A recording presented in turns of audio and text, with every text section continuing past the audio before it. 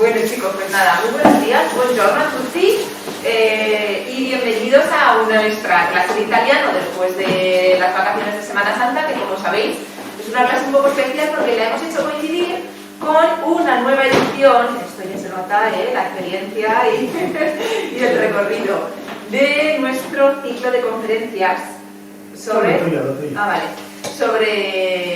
distintas poetas, en este caso mujeres escritoras, de poesía de distintas literaturas. En esta ocasión le tocaba el turno en La Voz del Mes a las poetas italianas. Ha sido un poco raro porque esta era la charla o la conferencia que hemos correspondido al mes anterior, pero en fin, ya sabéis que este año también el calendario por los trimestres ha sido un poco raro. En conclusión, que hoy, que es miércoles día 20, tenemos La Voz del Mes de las poetas italianas. Y ya os voy anunciando, ¿verdad, Carlos? Que se vayan preparando, sí, que el viernes, día 29, tendremos, aunque sea muy cerquita, otra nueva edición de La Voz del Mes, pero en esta ocasión con las poetas francesas, ¿vale? Con lo cual aprovecharemos esta clase de francés para hablar de estas poetas francesas y también para leer en francés algunos de los poemas más significativos. Ese día, el viernes 29, vamos además a tener la visita de 3 profesoras que vienen de otros centros de Castilla-La Mancha dentro de un proyecto que se llama Observa y Transforma, en el que algunos profesores vienen a ver cómo trabajamos en otros centros. Y se mostraron especialmente interesadas por conocer esta actividad que aquí mi compañero Carlos, que bueno, no lo he presentado, pero poca presentación necesita, ya lo conocéis, porque sois reincidentes, pues mi compañero Carlos Sáez es el que ha diseñado y bueno, quedaron fascinadas cuando hicimos la presentación de las actividades del centro. Y ese viernes vendrán 3 profesoras a escucharnos y a ver cómo trabajamos. Entonces, pues poco más, chicos. Como siempre, empezamos en torno a las 10:10. A las 11 menos 10 o así calculamos que Carlos deje de hablar para que podamos leer, o antes dices, o yo, vosotros, me viene fenomenal que sea antes, 3 poemas italianos que hemos seleccionado, 4 poemas italianos que hemos seleccionado y... ¿Te acuerdas que me dijiste? No sé, estaba pensando en para ellos. Sí. 4 poemas italianos que hemos seleccionado con idea de que a las 11 hayamos terminado. ¿Vale, chicos? Pues nada más, para aquellos, si alguno de vosotros no lo conocéis, mi compañero Carlos Sáez es el profesor de lengua, es profesor del ámbito de la comunicación aquí en el centro como yo, pero es el profesor de lengua y literatura y es la mente que diseña todo ese tipo de actividades de carácter literario paralelas en el centro. Así que, de nuevo, públicamente le quiero dar las gracias. Amanda. Y nada, ya está, que sigamos mandándonos estos audios de WhatsApp que nos mandamos a las tantas de la noche, que dice mi marido, ¿pero qué haces? ¿Ya estás con Carlos? Digo, sí. Ya esto lo sabe, ¿no? Lina también lo sabe. Sí, pero yo empiezo a ser un poco sospechoso. Y cualquiera que nos oiga, oye, pues el año que viene podemos estar haciendo no sé qué, no sé cuántos. Sí. Bueno, pues ahí está, que muchas gracias, Carlos, por todo. Amanda, ¿qué pasa? Así que, pues nada, poetas italianas. Bueno. Puedes hacerlo en italiano porque hablan perfectamente. Sí, estaba pensando en eso. Bueno, pues bienvenido, muchas gracias por estar aquí, recién llegados de las vacaciones, a estas horas de la mañana, en fin, lo que os digo siempre, ¿no? Y además hoy con un tema que es curioso de las poetisas italianas. No sé si os mandó Lidia el cartel, el nombre de la charla, que era Extrañas en el Paraíso, que os explicaré por qué, a qué se debe este título, ¿de acuerdo? Porque realmente os cuento una anécdota un poco, simplemente mientras estaba preparando esto. Tened en cuenta que nosotros hicimos el programa de las charlas allá por septiembre, ¿no? Entonces, digamos que yo empecé ya a trabajar con las poetisas italianas, a buscar por internet y demás, pues allá por diciembre aproximadamente. ¿Y qué pasó? Que no encontré nada. O sea, pero cero. Encontrabas un nombre, cuando entrabas en la Wikipedia había 3 líneas y decías, bueno, esto es un poco desesperante, ¿no? Así que me puse en contacto con un amigo mío de Alcázar, italiano, que se llama Giacomo, y le dije, Giacomo, tío, por favor, dime alguna poetisa italiana buena. Y él me mandó una respuesta muy escueta, non c'è. O sea, no hay. Entonces ya podéis imaginaros mi desesperación. Es decir, ya en el momento con las poetisas italianas colocadas, es decir, tenemos que hablar de la poesía italiana. Yo ya estaba preparando una charla sobre Montale o sobre Ungaretti o sobre alguno de estos. Y de repente encontré, pues claro, yo seguí buscando y tal, y en estos sitios donde encuentro yo los libros raros, pues encontré un libro de una crítica irlandesa que trataba así como una docenita de poetisas, que bueno, me llevó una alegría que no lo podéis ni imaginar. Es decir, pero es curioso eso, que para hablar de la poesía italiana haya tenido que recurrir a una irlandesa, ¿de acuerdo? Para que veáis que es un tema que es complicado de encontrar, y esto ya lo habíamos visto en la poesía alemana, recordáis que os decía que había muy poquitas, pero que estaban más o menos repartidas en el tiempo. Teníamos a Hildegard von Bingen en la Edad Media, luego durante el siglo XVI, luego teníamos en el XVII, XVIII, XIX, es decir, era más o menos continuo, aunque fuera un goteo. Es decir, lo vamos a ver luego, por ejemplo, en la poesía francesa, que aparecen un montón de ellas, pero aquí en Italia es algo desesperante. O sea, es algo desesperante las poquísimas que hay, porque es que hasta el siglo XX, y entrado el siglo XX, estoy hablando de la posguerra, de la Segunda Guerra Mundial, no encontramos ni una sola mujer escritora. Y no digo solamente poetisas, sino tampoco dramaturgas, no encontramos novelistas. Y dicen, bueno, ¿qué pasa? ¿Que las mujeres italianas no saben escribir? Pues es probable que durante muchos siglos no hayan sabido escribir, ¿de acuerdo? ¿Por qué? Pues porque la cultura italiana, ya lo sabemos todos, que es una cultura que cuando nosotros hablamos de machismo aquí en España, los italianos van como nos sacan varios años de ventaja, ¿de acuerdo? En ese aspecto del machismo, digamos, son un modelo. Entended que estoy siendo irónico, por Dios. ¿De acuerdo? Y el tema es que, ¿a qué se debe ese machismo? Porque por ejemplo, aquí en España sabemos que hay machismo, en Francia vamos a ver que hay un machismo mucho mayor de lo que nosotros pensamos y que además llega a rozar la misoginia, especialmente en el ámbito cultural, y en Alemania veíamos esa cultura de la masculinidad, ¿no? Es decir, pero que al fin y al cabo dejaba que las mujeres fueran haciendo sus cosillas sin problemas. En Italia hay un problema, que desde la época romana ha sido una cultura de la virilidad. ¿De acuerdo? No es lo mismo masculinidad que virilidad, que machismo. Son conceptos que, aunque los solemos mezclar, son un poco distintos. La virilidad probablemente sea el peor de todos. ¿De acuerdo? De hecho, bueno, para el centenario de Flaubert estuve manejando una historia de la virilidad publicada en Francia, bastante curiosa. Es decir, y me gustó la definición que se da de la virilidad. La virilidad es la atribución al hombre de todas las virtudes. Es decir, en principio, el hombre es valiente, el hombre es honrado, el hombre no sé qué, etc. ¿Qué es lo que sucede? Pues que esto evidentemente, ¿qué es lo que pasa? Que las mujeres quedan fuera de esas virtudes ya que se atribuyen al hombre. Pero es que no solamente es que no se le atribuyan virtudes, es que encima se le atribuyen todos los defectos. ¿De acuerdo? Pensad en la melodía más famosa de la música italiana, la Donna è mobile. ¿De acuerdo? Todos la hemos oído mil veces. ¡Ay, qué bonito! La Donna è mobile. Bueno, pues la Donna è mobile, col piuma al vento, muta d'accento di pensiero, viene a decir, la mujer es voluble como una pluma en el viento. Cambia de opinión, cambia algo así como cambia de tono al hablar y cambia de opinión. Dice, pues muy bien, empezamos bien. ¿De acuerdo? Es decir, fijaos que una de las melodías, digamos, más conocidas de la música italiana es ya de un machismo absolutamente atroz. ¿De acuerdo? Y esto lo estamos viendo continuamente cuando cogemos la cultura italiana. En general nos damos cuenta. He hablado hace un momento de la literatura, que no hay, pero si vamos, por ejemplo, a pintura, nos encontramos allá por principios de mediados del siglo XVI a Sofonis Manguisola. Y fuera. Y ya no volvemos a tener ninguna más. Si vamos en música, que será por compositores italianos, tenemos en el siglo XVI a Barbara Strozzi. Y a correr. Y ya no tenemos más. Y dices, madre mía, ¿pero qué es esto? Es decir, probablemente el país que imaginamos como un paraíso cultural, de ahí voy al título, digamos, ese país que es como una especie de paraíso cultural, digamos, la gran música nace en Italia, la gran arquitectura nace en Italia, la gran pintura nace en Italia, es decir, y encima no solamente nace, sino que además se desarrolla de una manera brutal. Resulta que es una cultura que excluye absolutamente a la mujer.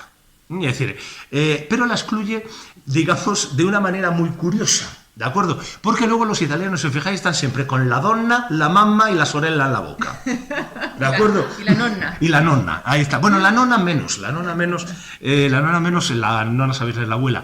Es decir, la nonna es por una razón, porque es una mujer que ya ha cumplido con la maternidad, por lo tanto ya está como fuera de la sociedad. ¿De acuerdo?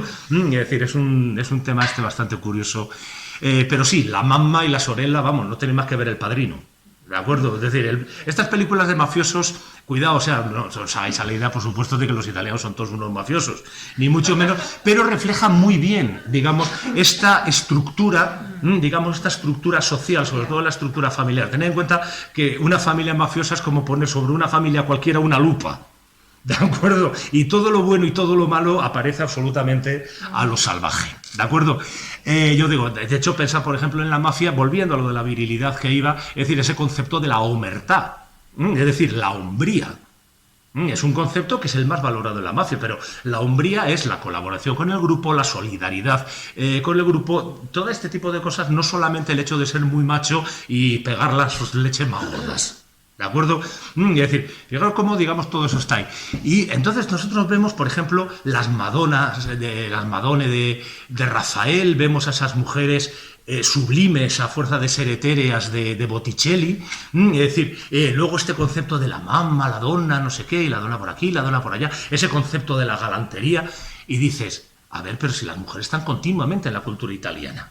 De hecho, te acuerdo aquí, Carlos, es curioso que sabemos el nombre de la musa de Dante, de la musa de Petrarca, en la literatura no la sabemos, ¿verdad? Efectivamente. Pues tenemos a Laura y a Beatriz. Efectivamente, Laura y Beatriz, es decir, son dos objetos que están ahí que decimos, joder, si es que hay como una sublimación, digamos, de la mujer en principio. Pero ¿qué sucede? Dentro de la cultura tenemos que distinguir, o sea, ante un producto cultural, como pueda ser un poema, o pueda ser un cuadro, pueda ser lo que sea, tenemos que distinguir como mínimo 4 personas. ¿De acuerdo? Es decir, una que yo llamo el sujeto, que es el que crea la obra, ¿de acuerdo? Otra que es el objeto, que es aquello de lo que habla la obra. Otro que sería el objetivo, es decir, es esa persona a quien va dirigida la obra. Y finalmente el intermediario. Es decir, digamos, el que se pone entre el sujeto y el objetivo para que el producto pueda llegar. Por ejemplo, para que nos hagamos una idea, sujeto de cultura podría ser Cervantes al escribir el Quijote, objetivo somos cualquiera de nosotros, el objeto sería la caballería o la honra en el siglo XVI, por ejemplo, y finalmente el intermediario sería, pues, por ejemplo, el librero, que nos vende el libro, por ejemplo, para que nos hagamos una idea. Bien, en la cultura española nos hemos encontrado, por ejemplo, a mujeres como sujeto, pocas, pero alguna. Como intermediarias, bastantes. Es decir, el caso, por ejemplo, de Esther Tusquets, que últimamente está muy de moda hablar de ella, ¿no? Es decir, hemos tenido varias. Como objeto, sin embargo, no tanto. ¿De acuerdo? No tanto. Es decir, hay mucha poesía amorosa, pero no hay poesía sobre mujeres. ¿De acuerdo? Es bastante curioso este tema. Y como objetivo, sabéis que últimamente cada vez más se contempla a la mujer como a la mujer lectora. De hecho, pensad en el escándalo del último Premio Planeta, es decir, debido al grupo este de Salmaos, yo digo, que cogen precisamente un seudónimo femenino, ¿para qué? Para aprovecharse de ese público lector femenino, lo cual me parece absolutamente una obra de Salmaos y de facinerosos. Aquí hizo mucho daño, Vicente, eso, cuando te enteraste. Sí, pero es que es como para hacerlo, es que es como para hacerlo. Claro. Una decepción. Sí. Sí. Luego escandalizada. Claro, es como si yo me entero de que hay, por ejemplo, un público marroquí que va a leer poesía y entonces yo escribo mis novelas con el seudónimo de Ali Hassan Benhamed. Sí. Es exactamente lo mismo. Es decir, estoy aprovechando un público lector. Y decir, para esto, decir que por eso quiero decir que, digamos, en la cultura española esto está más o menos equilibrado. En la francesa todavía más, En la francesa, por ejemplo, lo vamos a ver el próximo día, todavía más. Sin embargo, en Italia es curioso porque son objetos de cultura y punto. Objetos de cultura, es decir, se habla de ellas, es decir, Botticelli, etcétera, etcétera, etcétera, pero como sujeto en absoluto, como intermediarias para nada. Y como objetivo jamás se ha pensado en las mujeres como lectoras en Italia. Es decir, algo bastante llamativo cuando, digamos, nos enfrentamos a este tema de la cultura italiana. Es decir, ¿qué pasa? Pues que la mujer ha tenido siempre en Italia un papel tan sumamente secundario y tan sumamente centrado en el hogar, es decir, que se le ha dejado fuera de todo. Por ejemplo, lo vamos a ver ahora mismo con algunas de las autoras que tenemos aquí. Por ejemplo, la primera de la que voy a hablar, Antonia Pozzi, es una chica que, se suicida con 27 años, pero toda su literatura la publica luego su padre después de su muerte. Es decir, la publica su padre después de su muerte. Ella escribía en su casa para sus cositas. Lo que vamos a ver, casi todas estas son mujeres que tienen una carrera, es decir, una es arqueóloga, otra es crítica literaria, etcétera, etcétera, pero que tienen que abandonarla por sus maridos. Es decir, de hecho, ahora os comentaré el caso de una de ellas, que es bastante llamativo. Es decir, que yo digo que es un problema bastante grande, sobre todo eso, cuando tenemos que buscar autoras un poco de lo que hablar y saber un poco qué pasa con estas autoras femeninas, ¿no? Yo os digo que prácticamente hasta después de la Segunda Guerra Mundial no encontramos nada, ¿no? Y cuando encontramos, algunas son autoras de una producción enorme, algunas creo que tienen hasta 17 libros, y el libro que utilicé creo que es del 98. Es decir, que en 40 años, 17 libros, joder, no está nada mal, ¿eh? Si lo penséis fríamente, no está nada mal. Pero yo digo apenas conocidas. De hecho, solamente tenemos a una que tuviera un premio medianamente importante. Es decir, ¿y de qué hablan esta gente? Es decir, pues normalmente como se trata de una poesía privada, pues que hablan de las cosas que les preocupan. Es decir, fundamentalmente del amor. Es decir, pero el amor normalmente desde una perspectiva de una carencia. Es decir, de ese estoy con este tío que no me hace ni caso. Es decir, o estoy enamorado de ese tío que ni me mira. ¿De acuerdo? Y eso les provoca unos problemas bastante grandes. De ahí un poco el refugio que ellas van a buscar en la poesía. ¿De acuerdo? La poesía es, digamos, como un elemento que activa el recuerdo y nos saca un poco de esa, digamos, de esa suciedad de la vida diaria, por decirlo de algún modo. Yo os comento ya simplemente un detalle nada más empezar. Tenemos 2 suicidas y una loca. ¿De acuerdo? Bueno, nada más que ganas de escribirle entran a una. Fija que la verdad es que llevamos un cursito que no está mal, ¿eh? O sea, no está mal porque creo que con esto ya van 3 suicidas, si no recuerdo mal. Es decir, Alfonsina Storni y las 2 que tenemos hoy, solamente me referiré el hecho del suicidio, solamente lo voy a citar en una. Yo digo porque eso es para que se os quite la tontería de escribir a las mujeres. No, ahí está, que tiene que estar en casa cuidando a los niños, que es lo suyo.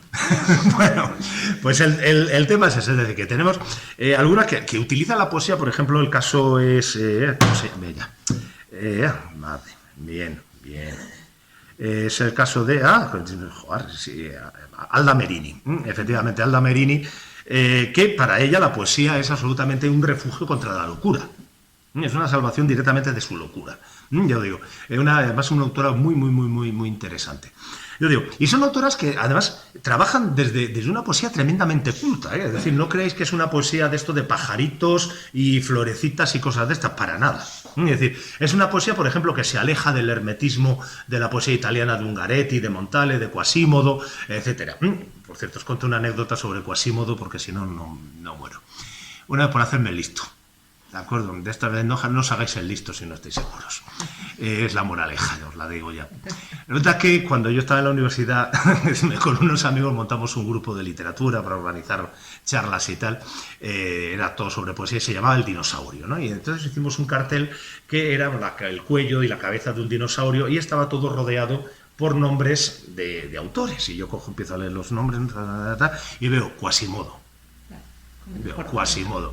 Y digo, tío, pero no decíamos que solamente autores, no personajes. Y me dicen, Salvatore Quasimodo es un poeta italiano que fue premio Nobel. Me quedé. Hasta no a ti te cuento. pasan estas cosas, Carlos, si te pasan a ti. No bueno, puedo. era joven, alocado y... Sí.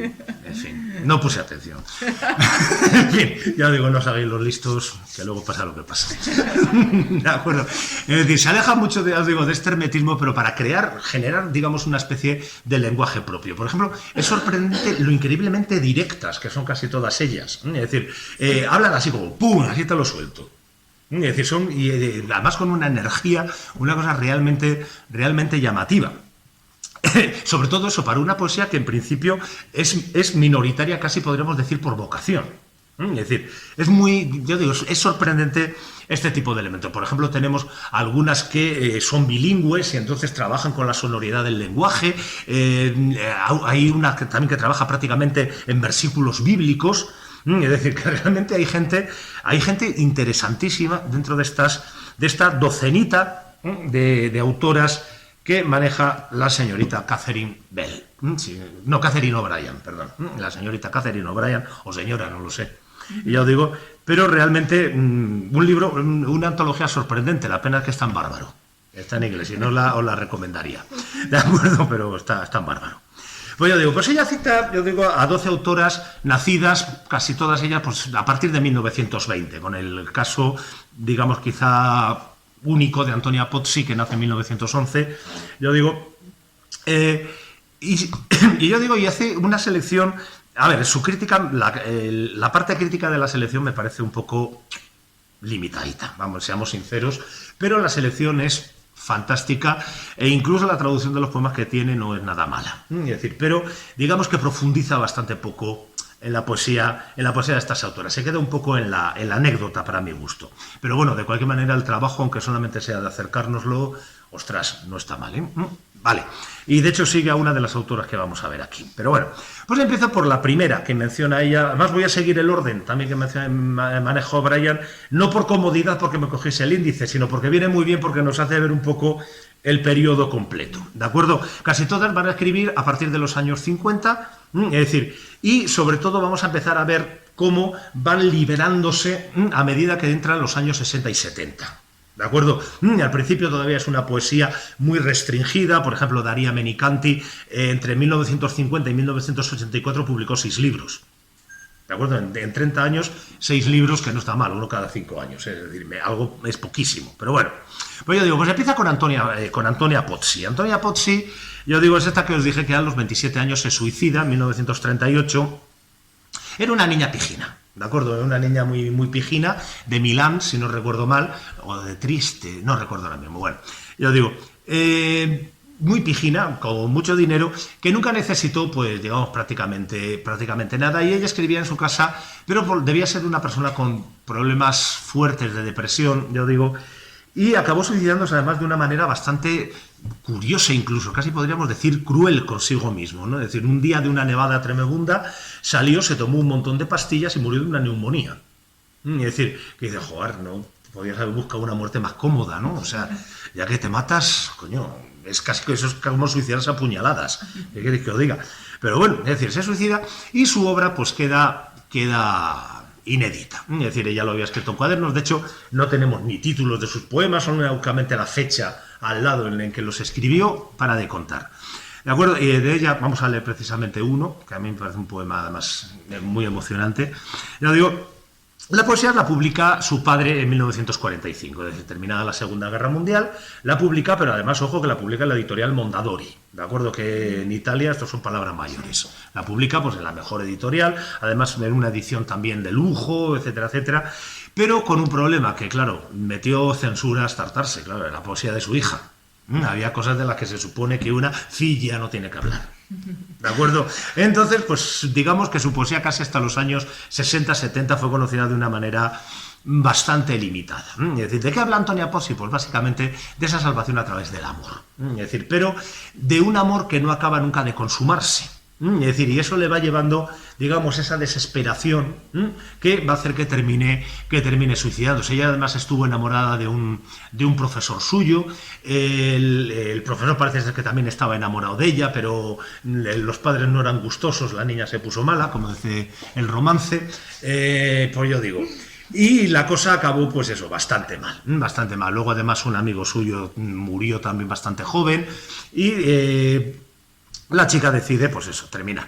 Es la más triste prácticamente de todas, ¿de acuerdo? Así que vamos a dejarla, porque pobrecita mía. Les voy a dedicar escasamente un par de minutos a cada una, o sea, no creo que voy a dedicar mucho, porque por lo menos que sonen los nombres y poco más, ¿de acuerdo?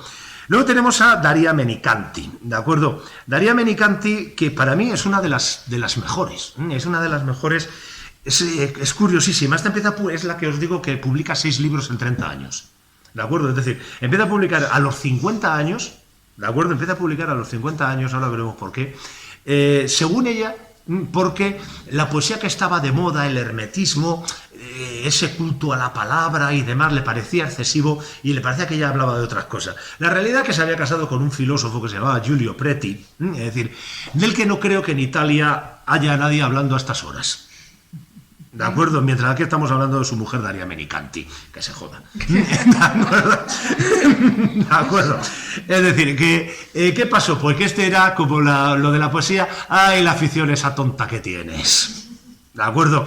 Y pues ella lo fue, digamos, por no tener problemas con el marido, fue dejándolo, y ya cuando se divorciaron, porque ya no la aguantaba más, directamente dijo, pues ahora aprovecho y publico. Es decir, por eso publican a una edad tan tardía, ¿no? Es decir, porque ten en cuenta que además la poesía normalmente se suele empezar a publicar bastante joven. Es decir, sin embargo, ella empieza, yo digo, con 50 años, y eso, en 1984, cuando ella muere, había publicado 6 libros, escasamente, uno cada 5 años, y demás, o sea, que empezó además con calma y demás. A mí me encanta esta mujer, sobre todo porque es una poesía tremendamente urbana. Es decir, por ejemplo, en la poesía de estas autoras, los lugares son muy importantes. Es decir, prácticamente en todas ellas, sea el lugar, el campo, lo que sea. Sin embargo, hay un par de ellas, concretamente una es Daria Menicanti, en la que destaca mucho la ciudad, sobre todo Milán. Es decir, ella habla de ese Milán que conoce de su infancia, de cómo la ciudad está cambiando, en algunos poemas verdaderamente bellísimos. Es decir, y luego con un lenguaje que a mí me encanta por eso, se enfrenta al hermetismo, ¿de acuerdo? Es decir, la poesía de Montale y de Ungaretti, como que no, y es una poesía muy coloquial, yo digo, en la que, por ejemplo, utiliza mucho a los animales, ¿de acuerdo? Pero además los animales de una manera muy curiosa, es decir, los animales del zoo, no los animales salvajes. ¿De acuerdo? Es decir, digamos, el animal domado, por decirlo de alguna manera. Es una persona, yo digo, en ese aspecto muy curiosa, porque normalmente cuando pensamos en el león, en el elefante, nos lo imaginamos por la sabana. Esta se lo imagina en el zoo. ¿De acuerdo? Y luego son como una especie de fábulas, es bastante curiosa. Es una poeta, es una pena que no... Porque estuve buscando a ver si había algo publicado en castellano y no he encontrado nada.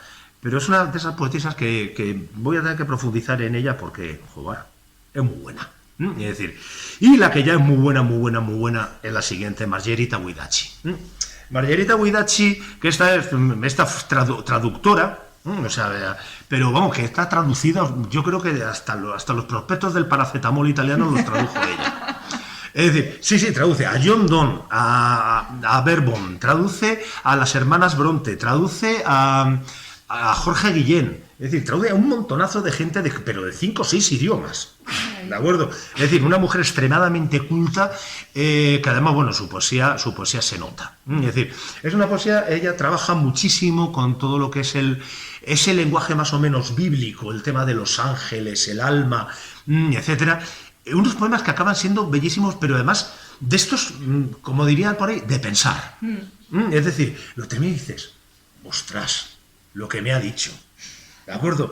Ya no somos no sé cuánto, es decir, esa amenaza del tiempo, la amenaza de la muerte, ¿no? Siempre hay reflejada, digamos, con un lenguaje que de verdad a veces parece Zacarías, ¿eh? O sea, es una cosa realmente impresionante esta muchacha, yo digo, Margherita Guidacci, que a mí me parece también excelente.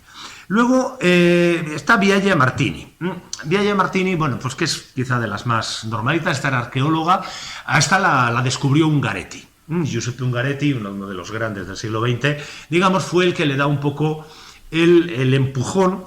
Y yo digo, y es una cosa que es muy curiosa, es decir, en el control sobre todo de los sentimientos, ¿no? Es decir, siempre intenta equilibrar, digamos, el dolor con una alegría. Es algo bastante llamativo, pero os digo que es quizá de todas las que tenemos aquí, quizá la más flojica. Y luego está María Luisa Spaziani. Esta es Montale, Eugenio Montale, para ella era... De hecho, es la que funda el Centro Montale en Roma, lo monta ella. Es decir, admiradora de Montale hasta unos límites absolutamente insospechados. También es traductora. Y luego tiene 2 obras muy curiosas, una que es una obra un libro de poesía que luego se adaptó para teatro, que es Giovanna d'Arco, es decir, Juana de Arco, una revisión un poco del personaje de Juana de Arco, una revisión muy interesante, de una perspectiva bastante revisionista con el personaje, es decir, esto de que le habla a Dios como que a la Spaziani no lo ve. Como que no, ¿de acuerdo? Es bastante curiosa.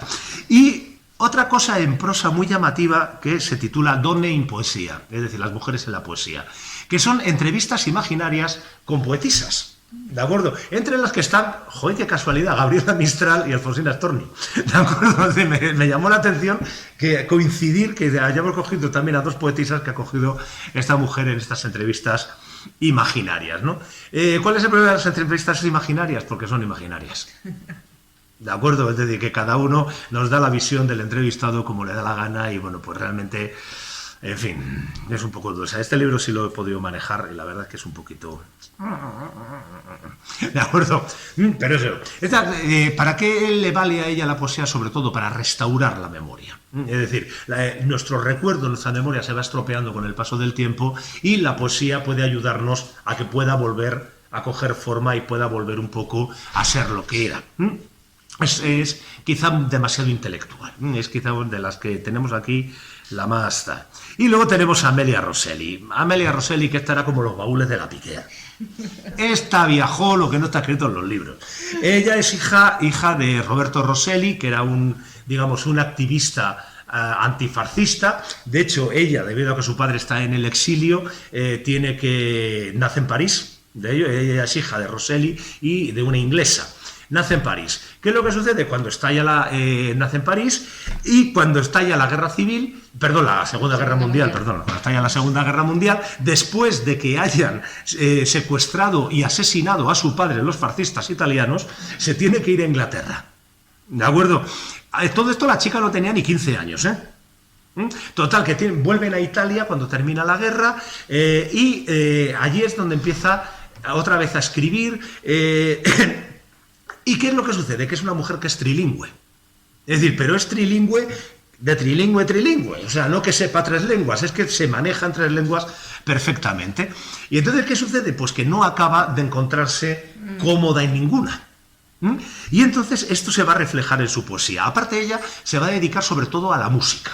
Es decir, se va a dedicar a la música y esto puede parecer una tontería, pero no lo es. Es decir, ¿por qué? Porque la música te prepara para que la poesía que a ti te gusta funcione de una determinada manera. Es decir, tengo unas determinadas sonoridades, unos determinados ritmos, una serie de contrastes, que a lo mejor otro autor va más al fondo y no tanto a la forma. Pues, yo digo, Amelia Rosselli va a tirar un poco por ahí, es decir, por estos juegos del lenguaje, es decir, el jugar, aparte, es una tía con cosas muy curiosas, inventa palabras, se mete palabras juntas que no tienen nada que ver simplemente porque suenan bonito juntas.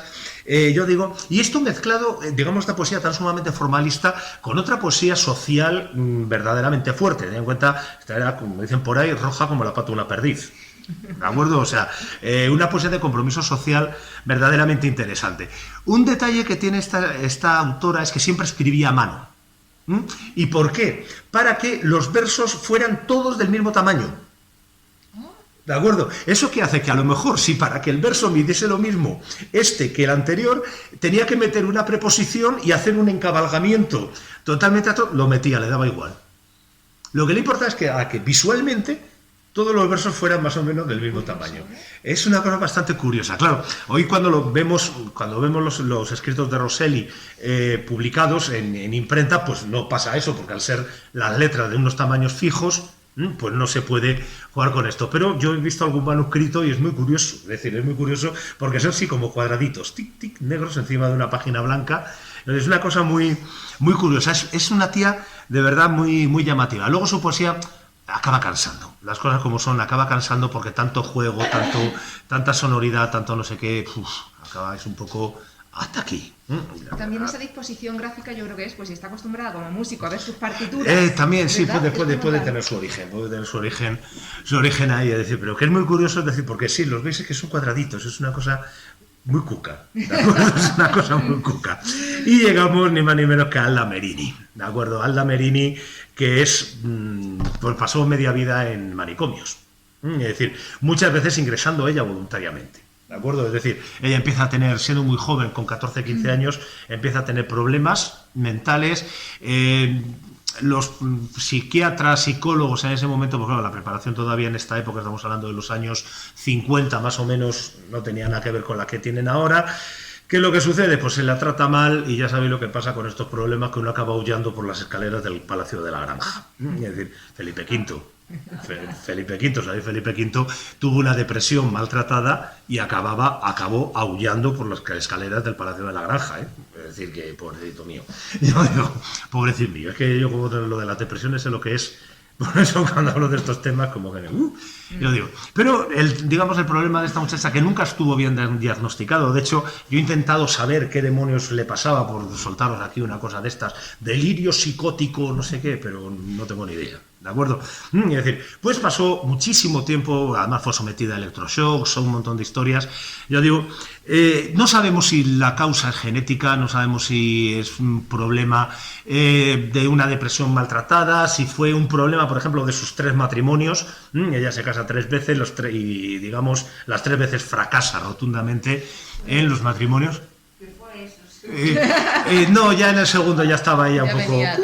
Ya venía un poco... Ya la chica, ¿de acuerdo? Y realmente para ella la poesía es quizá la más poeta de todas ellas, pero tenemos un problema con ella, que es lo que llamamos el sick verse. Es decir, ¿qué es esto del sick verse? Es la expresión que se utiliza en inglés para referirse a la poesía escrita por enfermos mentales. Es decir, este es un problema que puede parecer una tontería, pero no lo es. Es decir, cuando, por ejemplo, estoy pensando en Leopoldo María Panero. Leopoldo María Panero, hijo de Leopoldo Panero, cuando empieza su canción del llanero solitario diciendo «Berz barrabum que espuma». ¿Realmente él quiere decir eso? ¿O se lo está diciendo Damien? ¿De acuerdo? Es decir, el problema que tenemos con este tipo de poesía es hasta qué punto es una poesía construida para ser poesía. O es sencillamente una forma de expresión, una especie de exorcismo, ¿no? Es decir, para sacar ahí la cosa. Y eso, yo digo, es un problema importante, ¿de acuerdo? Es decir, no solo con la poesía, es decir, sino prácticamente con todas las manifestaciones artísticas, digamos, de enfermos mentales, dices, ¿hasta qué punto esto es consciente? ¿De acuerdo? Con lo cual, yo digo, es el problema, porque muchas veces nos parecen los mejores poetas del mundo. Es decir, los leemos sin saber qué tal, y dicen, madre mía, qué pedazo, tío. Luego dice, ya, es que ese día no se tomó la medicación. Dice, me cago en la leche. ¿De acuerdo? Es decir, el caso, por ejemplo, de Leopoldo María Panero, que a mí me parece un grandísimo poeta. Es decir, tiene este inconveniente, es decir, que muchas veces no sabemos qué demonio estamos leyendo. Dice, si esto lo escribió antes o después de salir desnudo corriendo por Mondragón. Es que estaba en el cementerio, en el manicomio de Mondragón y se escapaba desnudo. ¿De acuerdo? Qué imagen. Sí, siento que os llevéis esta imagen. Pero bueno, yo digo que realmente ese es quizá el único problema que tendríamos con ella. De cualquier manera, es una poesía muy sosegada. Es decir, curiosamente, para una persona con estos problemas mentales es muy curioso. Que es una poesía tremendamente sosegada y que es buscada precisamente eso, como un alivio a la locura, como un intento de explicación de esos estados mentales un poco tal. Y yo creo que es una poetisa a la que habría que profundizar un poquito más. El poema que he elegido de ella y me parece absolutamente magnífico. Es un poema de una dureza brutal, pero contado con un pues mira, a mí me pasaba esto. Es llamativo, ¿eh? Bueno, pues después de Alda Merini, que yo digo, estaba loca, viene Yolanda Insana. Es que el apellido, yo digo, se apellida Insana, va sin coña, ¿de acuerdo? Yolanda Insana, que es otra de estas, digamos, que tienen un reconocimiento. Es la única de todas las autoras que en los años 80 gana un premio medianamente importante y demás, la única, ¿de acuerdo? Tiene muy poca producción. Y es muy curioso porque es un poco como Rosselli, ¿de acuerdo? Juega mucho con todo lo que es la sonoridad, el lenguaje, los juegos de palabras, inventa neologismos, es decir, aparte inventa neologismos a lo bestia, o sea, uno detrás del otro. Hay poemas que dices, pero ¿qué demonios me está diciendo aquí? Esto no existe. Es decir, sí, y además yo creo que esto un italiano, que no es porque yo sea de León, ¿no? Y no lo entienda, es que yo creo que un italiano tendría problemas con algunos poemas de Yolanda Insana, ¿de acuerdo? Es una cosa muy, muy curiosa, porque además ella es siciliana. Es curioso porque casi todas son del norte de Italia, es decir, de Milán, Turín, etcétera, y esta es siciliana. ¿Y qué hace? Pues de vez en cuando entre col y con lechuga, es decir, entre tanto neologismo y juego de palabras, ¡pumba!, un término siciliano. Es decir, sabéis que siciliano, es decir, es algo así como el asturiano de Italia. ¿de acuerdo? Es como el asturiano de Italia, es decir, son de esto... Y yo digo, y entonces de repente vais leyendo a lo mejor el poema y de repente, ¡guachusu! Dice, me cachi, ¿no? Sí, pegan así como, sorprende, ¿no? Es una poesía muy sorprendente en este aspecto, yo digo, porque no tiene un tono común, sino que de repente salta, sube, baja, se pone dura, de repente es de una dulzura tremenda, es decir, sabe jugar muy bien con este tipo de elementos. Y luego viene pues la que a niveles críticos es la más importante, que es Bianca Maria Frabotta. Bianca Maria Frabotta publicó en 1978 una antología, Donne in Poesia, qué casualidad, se titula igual que lo que había escrito antes, que había el Spaziani. Yo digo, pues Frabotta publica la primera antología de poesía escrita por mujeres en Italia, que es Donne in Poesia, que precisamente va a ser un poco la base que va a utilizar Catherine O'Brien, ¿de acuerdo? Es decir, y además está muy bien, sobre todo el prólogo, yo es lo único que he leído, el prólogo, yo digo, porque el resto del libro no me lo he podido descargar con pirata. Pero bueno, yo digo, el prólogo está muy bien porque dice que va a hablar de mujeres que escriben poesía en italiano, pero ni para crear un gueto, ni para las mujeres, ni para los hombres. Es decir, no, para que se sepa sencillamente que estas mujeres están ahí, que están haciendo algo que es tan interesante o más que lo que hacen muchos hombres. Es decir, realmente la posición a mí me parece muy curiosa. Pero como poetisa, yo digo, pues es tremendamente hermética. Es decir, es de estos poemas, madre mía, que hay que leerlos 8 o 9 veces para ver de qué demonios nos está hablando. Es decir, por ejemplo, hay un momento, hay un poema en el que juega incluso con su propio nombre. Ya sea Bianca, es decir, Blanca, yo digo, y juega con su nombre, pero llega a unos niveles de 3, 4 capas de significación que dices, ¿de qué me estaba hablando y de qué me está hablando ahora? ¿De acuerdo? Acaba siendo realmente complicada, pero una cosa gongorina, Una cosa gongorina. Y luego una que a mí me encanta, que es Vivian Lamarque. Vivian Lamarque, que es de todas estas la única que podemos decir que tiene sentido del humor, por fin. ¿De acuerdo? Es que es verdad, porque suele pasar, ¿no? Es decir, suele pasar que normalmente la poesía escrita por mujeres, evidentemente, está escrita desde unas condiciones que no son la poesía escrita por hombres. Es decir, digamos, es más complicado para una mujer publicar, es más difícil para una mujer acceder a un público amplio en poesía, ¿de acuerdo? O sea, 10, 12 lectores. Ya digo, que para un hombre es bastante más complicado. Y entonces normalmente suele ser una poesía con poco humor, o sea, con muy poco. Por eso, por ejemplo, nos llama tanto la atención Gloria Fuertes, ¿no? Es decir, Gloria Fuertes, que no es que fuera una gran poetisa, aunque tiene sus cosillas, ¿de acuerdo?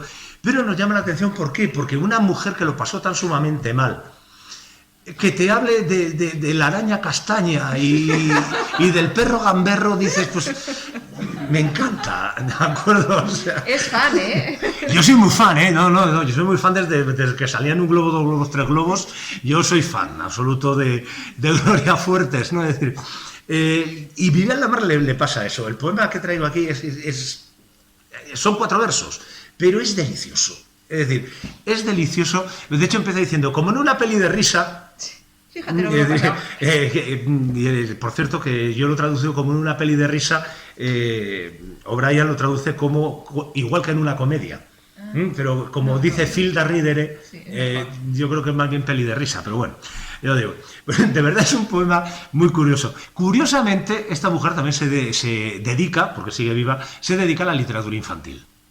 Curiosamente. Entonces, quiero decir que probablemente una mano lava la otra, es decir, y realmente es una poetisa que es deliciosa, sobre todo porque escribe con una sencillez, una simplicidad aparente de que dices, uy, qué fácil es escribir esto.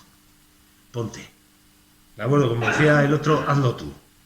Es decir, es impresionante, a mí me parece fantástica. Y luego la última de la que habla es Patricia Balduga, que hasta la he leído simplemente un poco por encima, porque yo creo que ya con las que tenía antes ya me iba. ¿De acuerdo? Pero sí, sobre todo es muy curioso en una mujer que escribe en los años 80-90, que escribe sobre todo sonetos. Es decir, vuelve a todo lo que es la tradición y casi podríamos decir petrarquista. Incluso además lo que he ido leyendo un poco de ella con un lenguaje muy petrarquista. Es decir, de esto de en el mezzo del Camí di nostra vita y estas cosas, ¿no? Es decir, un lenguaje muy volviendo a lo que son las fuentes, pero hablando de temas, digamos, actuales, ¿no? Es decir, es algo bastante llamativo. Tendré que profundizar un poquito más en ella cuando tenga tiempo. Ya os digo, porque es bastante curioso. Pues fijaos que al final, para no ver nada, non che, resulta que hay 12. ¿De acuerdo? Tenemos una docenita que no está nada mal y algunas de ellas verdaderamente interesantes. ¿De acuerdo? Es decir, tampoco vamos a hacer aquí tanto de decir, son todas unas maestras, bueno, va pedazo de poemas. Pues sí, hay maravillas, porque hay auténticas maravillas, pero también hay, pues, como en todos los lados, relleno. Es decir, pero francamente yo es un mundo que he descubierto que me ha gustado muchísimo. Es decir, además creo que te lo comenté cuando encontré el libro, que te lo envié, te dije, mira, aparte de que me está haciendo medio trabajo, es decir, la selección es que es fantástica. Es decir, la selección que hace O'Brien. Yo digo, es muy curioso, pues hay que agradecerlo eso, es decir, a una crítica irlandesa que le haya permitido a un leonés acceder a este tipo de poesía, ¿no? Es decir, estas cosas que pasan que nunca sabemos por dónde nos las vamos a encontrar. Y además que, insisto, que yo pensaba que me iba a encontrar con bastante más, ¿no? Es decir, pero claro, luego lo pensamos y decimos, bueno, pues hasta el siglo XIX Italia fue lo que fue, entre otras cosas porque no estaba ni unificada, ¿de acuerdo? Luego en el XX, si cogemos las vanguardias, la primera, el futurismo, eran de un machismo y de una misoginia que para qué, como para admitir mujeres. Es decir, porque ojo con los futuristas, ¿de acuerdo? Luego, claro, el tema de la guerra mundial, luego la Segunda Guerra Mundial, el fascismo, ¿no? Bueno, estoy pensando, por ejemplo, en el gran libro de la cocina italiana, que es La Scienza in Cucina, la ciencia en la cocina, no recuerdo ahora mismo el nombre del autor, que lo hizo a base de las contribuciones de mujeres que le enviaban recetas. Es un libro que creo que en su última edición, que es la 12ª, si no recuerdo mal, creo que tiene cerca de 3.000 recetas. ¿De acuerdo? Es una monstruosidad. ¿Por qué? Porque las mujeres de Italia le mandaban las recetas, y venga las recetas, y venga las recetas. Hay ciudades, por ejemplo, en Italia, donde se hace un festival dedicado al autor, que no recuerdo ahora mismo el nombre, que me ha venido ahora mismo. Este señor, yo digo... Tiene un nombre raro, además, no me acuerdo. Bueno, pues se hacen festivales donde las mujeres se juntan a cocinar para ellas. ¿De acuerdo? Es una cosa un poco como las sociedades gastronómicas vascas, pero con mujeres. ¿De acuerdo? Bueno, pues en este libro no hay ni una sola referencia a las mujeres que le enviaban las recetas. Pellegrino Artusi. Pellegrino Artusi, efectivamente. Pellegrino Artusi. El libro La Scienza in Cucina, de verdad, es una maravilla. Sobre todo si os gusta la pasta. Madre mía. ¡Qué recetas, por Dios! ¡Qué recetas! Es decir, es una maravilla. Pues es decir, no hay ni una sola de esto de enviada por Pepita López. Ni una sola referencia. Es decir, en cambio, Pellegrino Artusi tiene estatuas prácticamente en toda Italia. ¿De acuerdo? Esto creo que es el ejemplo más claro. El ejemplo más claro. Es decir, yo voy a escribir un libro para las mujeres, partiendo de las mujeres, la mujer como objeto, ¿de acuerdo? Y se lo voy a dirigir ¿a quién? A las mujeres, porque un italiano no cocina ni borracho. ¿De acuerdo? Es decir, pero este es el libro de Artusi. ¿De acuerdo? Y de hecho, en cocina, en gastronomía, cuando se habla de este libro, se habla del Artusi. ¿De acuerdo? Es decir, que no recordaba yo el apellido. Es decir, creo que es un ejemplo, yo digo, muy curioso de decir, joder, fijaos el tema de Italia, ¿no? Es decir, fijaos que cuando hablamos y vuelvo al título, ¿no? Es decir, cuando hablamos de Italia, realmente las mujeres son como extrañas dentro del mundo cultural. Es decir, a pesar de que estén continuamente hablando de ellas, continuamente utilizándolas, etcétera, no forman parte de ese mundo. Es decir, son otra cosa, están a un lado. Es decir, a pesar de eso, de que Dante y su Beatriz, Petrarca y su Laura, es decir, pero fijaos cuál es el papel tanto de Laura como de Beatriz, hacer de musa. ¿De acuerdo? Es decir, ¿para qué sirve la mujer dentro de la cultura? Para hacer que el hombre pueda sacar todo su potencial. ¿De acuerdo? Esto, evidentemente, joder, es como para pensarlo, ¿eh? Es como para pensarlo. Luego, claro, ¿cómo no nos va a extrañar que no haya poetisas? Es normal. Es decir, porque digamos la mujer dentro de esta cultura italiana tiene un papel clarísimo. Y ya cierro con solamente un detalle. Pensad no solamente en la cultura, pensad por ejemplo en la vida política. ¿Cuántas ministras italianas os suenan? ¿Cuántas políticas os suenan? ¿Os suena una? Cicciolina. Claro, ¿y por qué suena esa? ¿De acuerdo? Cicciolina. Esto es bastante más esclarecedor de lo que parece, ¿eh? Es decir, Cicciolina. ¿Vale? Es decir, ¿cuáles son las mujeres conocidas de Italia, fuera de Italia? Sofía, las Majorate, Sofía Loren, etcétera, etcétera, etcétera. Estas que no son ni mamás, ni sorelle, ni nonne. ¿De acuerdo? Sino que son más bien putane. ¿De acuerdo? Pues esto es más o menos lo que quería comentaros. El próximo día seguiremos con la francesa, os dejo con Lidia y la lectura de los poemas. Hombre, no, pero al final.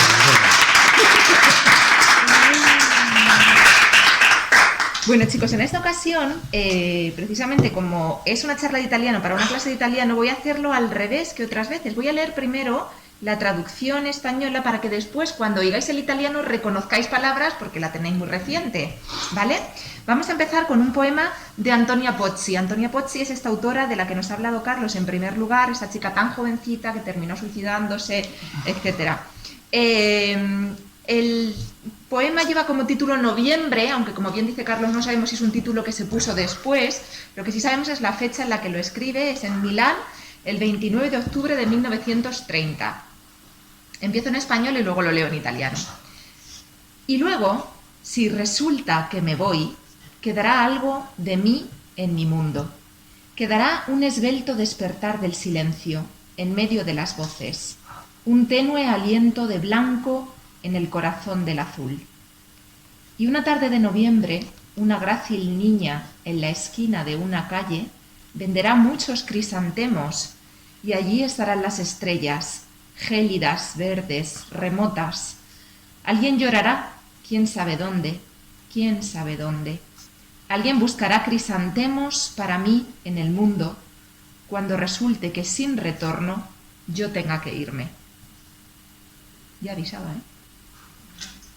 Vale, en italiano.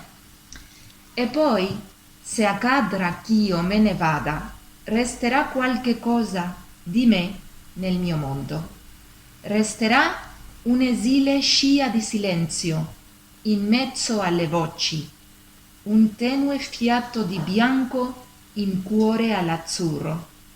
Ed una sera di novembre una bambina gracile all'angolo d'una strada venderà tanti crisantemi e ci saranno le stelle gelide, verdi, remote.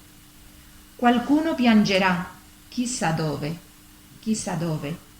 Qualcuno cercherà i crisantemi per me nel mondo, quando accadrà che senza ritorno io me ne debba andare. Milano, 29 ottobre 1930. Vale, vamos con la siguiente, chicos. Margherita Giudacci. Quizás... es Guidacci. Es Guidacci. A lo mejor es que te escribí Giu. Sí. Pero es vale. Guidacci, entonces, vale. Es que... Igual, vamos primero en español y luego en italiano. Las últimas en irse fueron las voces, no las voces tremendas de la guerra y de los huracanes, y menos aún voces humanas y amadas, sino murmullos de hierbas y de aguas, risa del viento, rozar de hojas tras las que ardillas invisibles jugaban, zumbido feliz de insectos durante muchos veranos, incluso aquel insecto que zumbaba más insistentemente en la habitación donde no queríamos morir. Y todo se confunde en una nota, en un firme y sumiso tumulto, como el de la sangre cuando estaba viva nuestra sangre. Pero ya sabíamos que no era posible responder a todo aquello. Y cuando el ángel nos preguntó, ¿aún queréis recordar? Nosotros mismos le imploramos, deja que venga el silencio. Este a mí me alucina. Este me encanta. En italiano, chicos. furono ultime a staccarsi le voci, non le voci tremende della guerra a degli uragani e nemmeno voci umane ed amate, ma mormori d'erbe ed acque, risa di vento, frusciare di fronde tra i cui scocciatoli invisibili giocavano. Ronzio felice di insetti attraverso molti estati, fino a quell'insetto che più insistente ronzava nella stanza dove noi non volevano morire. E tutto si confuse in una nota, in un fermo e sommesso tumulto come quello del sangue quando era vivo il nostro sangue. Ma sapevamo ormai che a tutto ciò era impossibile rispondere. E quando l'angelo ci chiese: volete ancora ricordare? Noi stessi gli implorammo: lascia che venga il silenzio. Es brutal. Guidachi, de verdad, es brutal, es brutal. Maravilla. A mí es el que más me gusta, yo creo.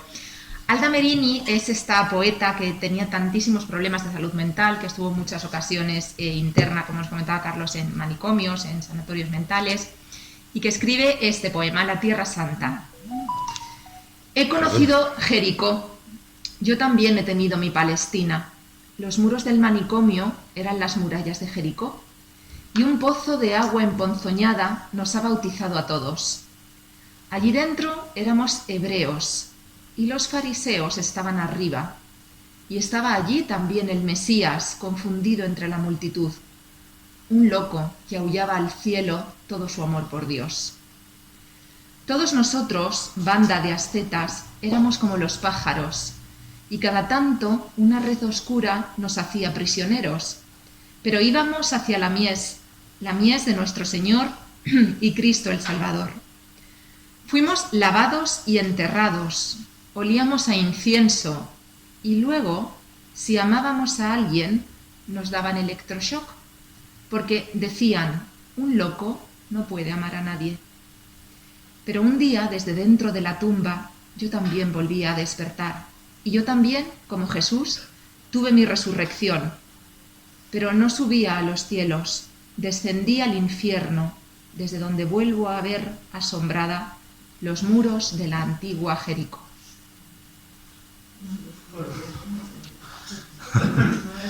Me acuerdo. En italiano lo entendemos menos y duele menos, ¿vale? La Terra Santa. Ho conosciuto Jericó. Ho avuto anch'io la mia Palestina, le mura del manicomio. Erano le mura di Jericó e una pozza di acqua infettata ci ha battezzati tutti. Lì dentro eravamo ebrei e i farisei erano in alto e c'era anche il Messia confuso dentro la folla, un pazzo che urlava al cielo tutto il suo amore in Dio. Noi tutti, branco di asceti, eravamo come gli uccelli e ogni tanto una rete oscura ci imprigionava, ma andavamo verso la messe di nostro Signore e Cristo il Salvatore. Fummo lavati e sepolti, odoravamo di incenso e dopo, quando amavamo, ci facevano gli elettroshock, perché dicevano: un pazzo non può amare nessuno. Ma un giorno da dentro l'avello anch'io mi sono ridestata. Anch'io, come Gesù, ho avuto la mia resurrezione, ma non sono salita ai cieli, sono discesa all'inferno, da dove riguardo stupita le mura di Jericó antica. Vale, para terminar con un poquito más de salero.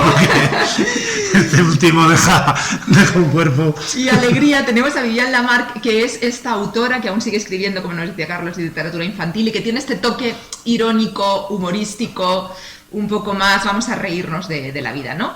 Su poema se llama Precipicio Y es muy cortito, pero muy visual, atentos. Como en una película de risa, me haces una fotografía y me dices que dé un paso atrás, uno más, otro, más, otro, mientras me empujas hacia el precipicio. Te sonrío con confianza. Quizá he sido demasiado inocente. En italiano, precipizio. Come in un film da ridere, mi stai facendo la fotografia e mi dici di fare un passo indietro. Ancora uno, mentre mi spingi verso il precipizio. Ti sorrido fiduciosamente. Forse hai agito inocentemente. Bueno, pues hasta aquí, chicos. Finalmente. Nuestro poema. Y nada más, muchísimas gracias a todos, como siempre, por vuestra asistencia.